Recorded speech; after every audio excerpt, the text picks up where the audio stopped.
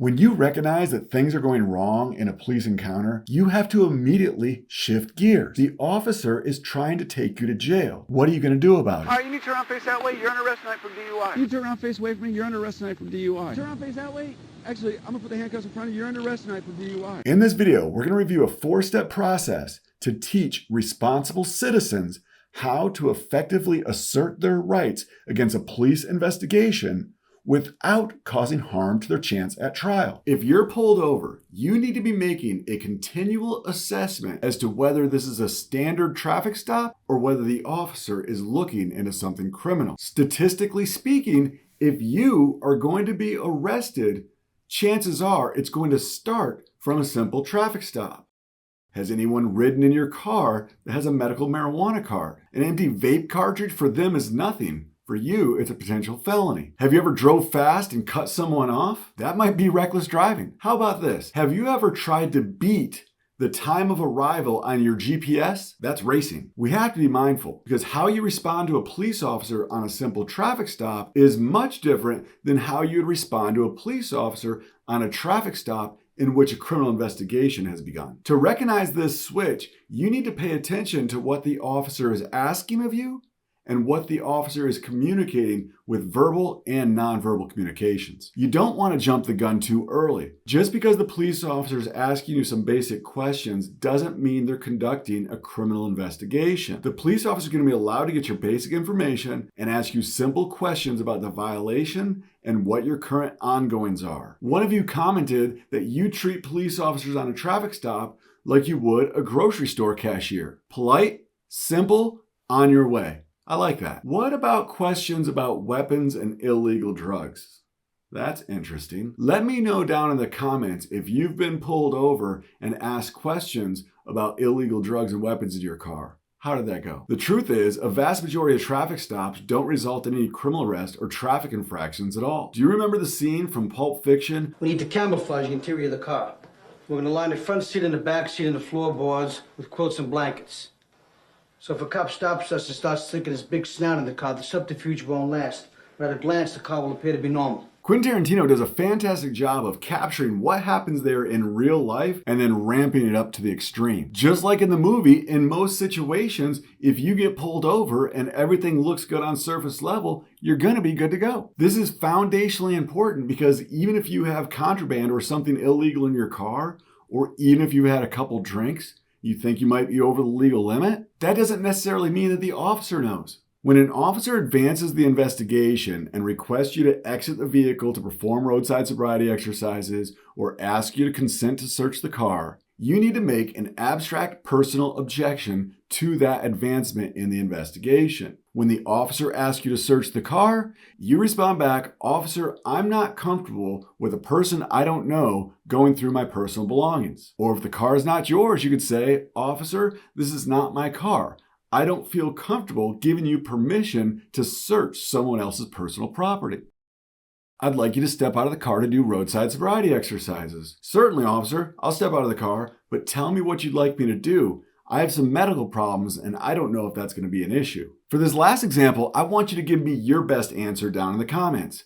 "I'm driving home from happy hour. I've had 2 beers and I'm totally sober. I get pulled over for speeding. The police officer asks me, 'How much have you had to drink this afternoon or this evening?' What do you think I should say to that?"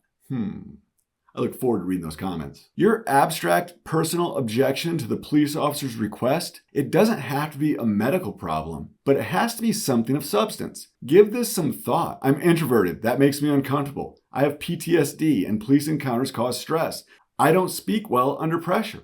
I think you're going to write me a ticket. I'm intimidated by authority figures. My spouse has a medical marijuana card and I don't want you searching through my stuff because you're nosy. I have a learning disability and it takes me longer to process information and you're going pretty quick. I have a kilo of cocaine in the trunk and I don't want to go to jail." All of those are valid reasons not to cooperate with a criminal investigation. There's a second aspect of this that you're probably being recorded. That's often good news for the defense of your case. But if you're going to talk about your personal medical problems and the details of your issues and why you might be able to not perform roadside sobriety exercises, that might become public record. Do you want your dirty laundry being aired out in the next Cops Live video? I don't think so. Your abstract personal objection to the police officer's request for your compliance is going to force him to either back off and go back into simple traffic stop mode, or more likely to progress with the investigation to try and circumvent your personal objection. That's where we move to stage 3. In stage 3, we draw our line in the sand and things will start to get easier. If the officer wants to proceed in gaining your compliance to further his investigation, he's going to have to address your objection head on. There's a variety of ways a police officer may approach this, so it's difficult for me to predict what might be said to you on the side of the road. But I often gauge an officer's skill sets by how he approaches this type of situation. Is he smooth? Doesn't miss a beat? Or is he stammering over his words? I'm not doing a breathalyzer test. I'm doing field sobriety exercises. See, I don't have to do that, right? no, but if you don't, I can arrest you for failure to do them. Now, if you don't want to do them, I'm not telling you you have to do them. No matter what the approach the officer takes, your response is the same. You're going to remain steadfast in your objection, only this time adding a legal component. Officer, I've already told you my concerns. Am I legally obligated to do this? If the officer tells you that you're legally required to do something, even though you're not, that's going to be strong grounds to have that evidence or that event suppressed. Most of the time, the officer is going to push the issue. When the officer approaches the topic again, it's time to shut them down. Officer, I've been cooperating this whole time. I'd like to speak to my lawyer before I answer any more questions, and please advise me when I'm free to go. By going through this 4-stage progressively assertive approach, you're giving me a lot more flexibility with your case at trial. I recently discussed this on a trial strategy call with a good friend of mine, Matt Olszewski. Let's listen in. If on a traffic stop, you say, hey, step out of the car, let's do field sobriety exercises, and I say, I want my lawyer. I don't want to go any further, I just want my lawyer. And I invoke right there, I'm not entitled to a lawyer at that point in time because you don't have a substantial process or legal process or whatever. Right. Obviously, you don't have to comply with the investigation, but is that admissible in court that you ask for a lawyer there? Yeah, 100%. I don't see why it wouldn't be. Right. You got to explain that away. Well, who wants a lawyer here? Somebody who's guilty. Right. And that becomes very difficult to do. Have you had to counter that, I guess? Have you encountered that where you've done that well? I mean, typically it's, my jury selection of, hey, if who here uses an accountant to do their taxes, if the government says, like, hey, you can't use your accountant anymore, how are you going to feel about that? Why do you want to talk to your accountant to do taxes? Because he knows, so do you think that because you asked to use an accountant, that means you're guilty of anything?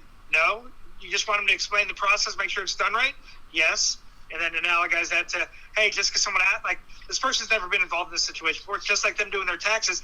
They want to know what, the cop's not, the cop's doing an investigation to arrest them. They want someone on there. So that's how I do it. No matter what you say in jury selection, I think you're going to have that person that believes the cop right there, and that's not going to be enough evidence to get them to say not guilty.